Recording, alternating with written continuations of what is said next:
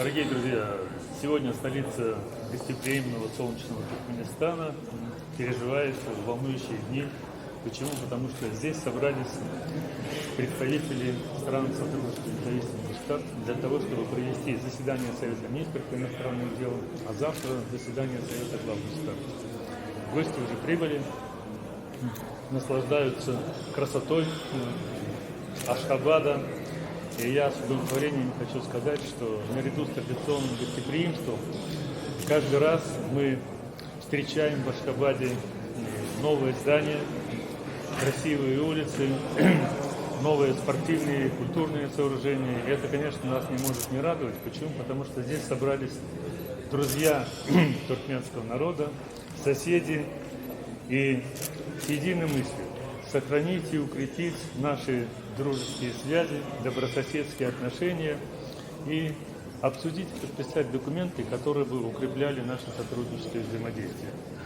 Сегодня состоится заседание Совета министров иностранных дел. Прибыли министры иностранных дел из 10 государств Содружества. Повестка уже отработана, согласована. Вопросы в повестку дня включены важные, посвященные укреплению и гуманитарного взаимодействия, и политического взаимодействия, и экономических связей. Поэтому мы с признательностью говорим спасибо руководству Туркменистана и в первую очередь, конечно, глубоко уважаемому Гурбануллы Меликуловичу Бердымухамедову за личное внимание ко всем вопросам, связанным с проведением заседаний высших органов СНГ.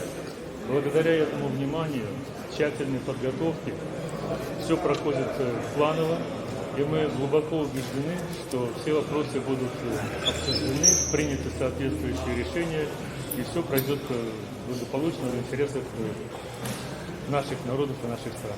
Скажите, пожалуйста, а вот декларация о стратегическом экономическом сотрудничестве, которую смотрят главы государств, в чем актуальность этого документа? Ведь и так достаточно активно ведется диалог. Вот почему?